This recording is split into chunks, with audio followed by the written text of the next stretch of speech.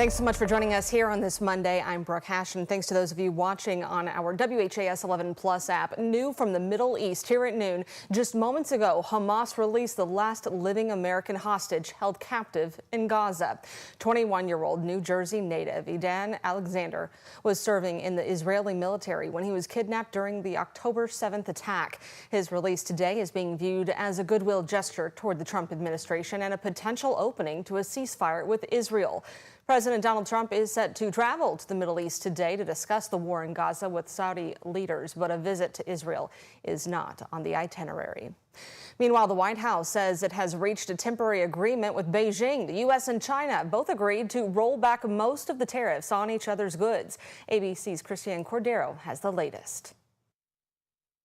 The escalating trade war between the U.S. and China is on ice, both sides concluding 2 days of talks in Geneva with an agreement to cut reciprocal tariffs for 90 days. President Trump had previously raised the tax imposed on Chinese imports to 145%, China retaliating with a 125% tariff, essentially halting trade between the world's two largest economies. What had occurred with these very high tariffs, as Ambassador Greer said, was the equivalent of an embargo, and neither side wants that.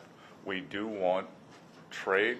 We want more balanced trade. Trade between the U.S. and China last year topped $660 billion. The talks this weekend were the first time both sides met face-to-face to negotiate. China last week said in order to have substantive negotiations, Trump would have to bring the 145% tariff down, which he said he would not do.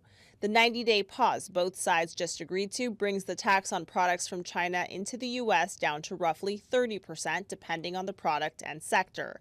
Tariffs on U.S. imports to China has, for now, dropped to 10%. That leaves us in a very good position all in with respect to measures on Chinese imports, but more importantly, leaves us in a constructive path forward to have a positive conversation with the Chinese on how to rebalance and have more constructive trade. Christiane Cordero, ABC News, Washington. President Trump has stated the deal does not include existing tariffs on cars, steel, aluminum, as well as pharmaceuticals, saying he wants to bring more drug production back to the U.S. Taking a look at how things are impacting us locally with meteorologist Julie Martin. Talking about the cloud cover today, just a little dreary this morning. Where are we headed?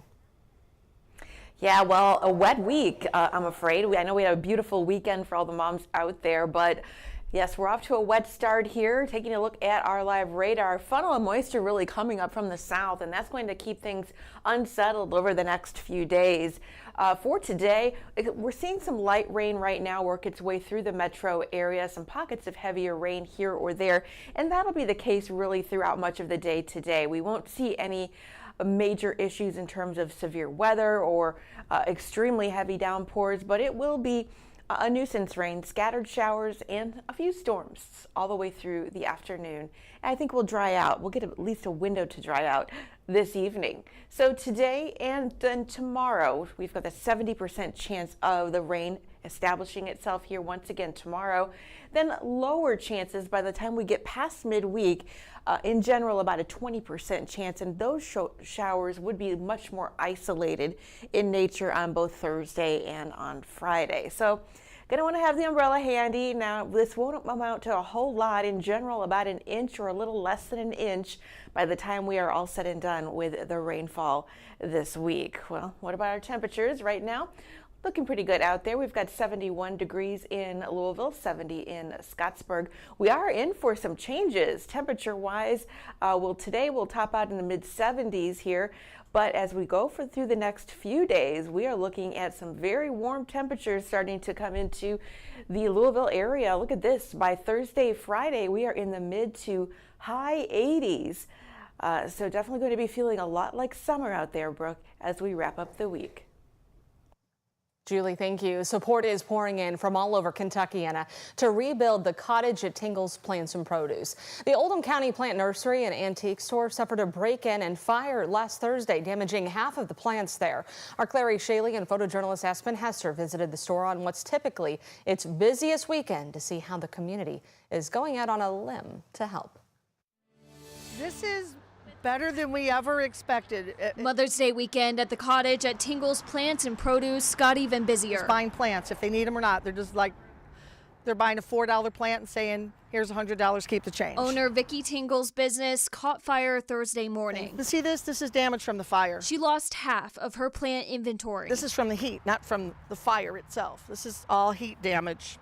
Aw, little teddy bear sunflowers. That's not to mention the loss of the other half of the business, the antique shop. So this is where it started. The blaze tore through the floor and ceiling. Here's surveillance video recovered from the fire.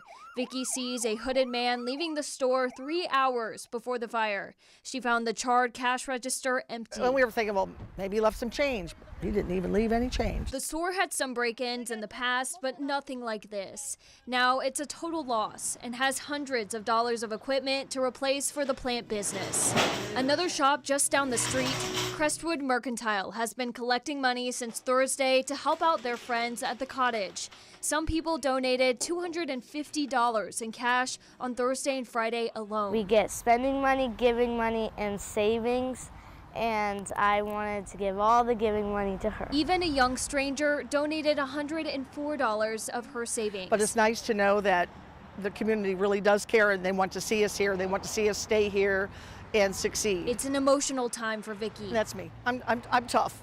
But with a smile on her face and the support of the community, she's doing all she can do, and that's just to keep going.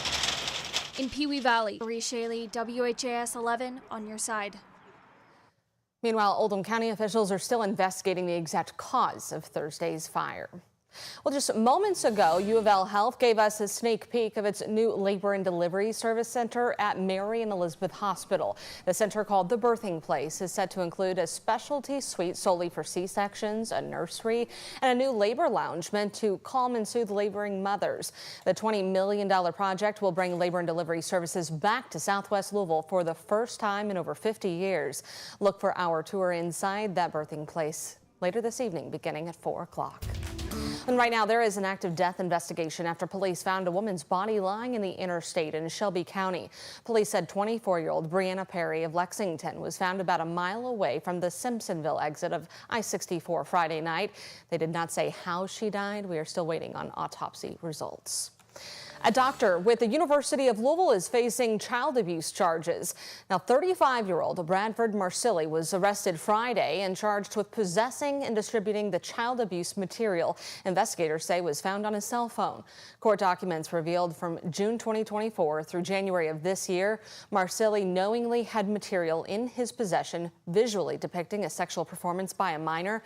Following an online tip, police uncovered around 70 photos and videos. Police said 10 of the images were distributed on social media. In a statement, a spokesperson for U of L said Dr. Marsili was immediately placed on leave by the university on Friday when notified of these charges. The university is fully cooperating with law enforcement in this matter. Marsili is due back in court a week from today.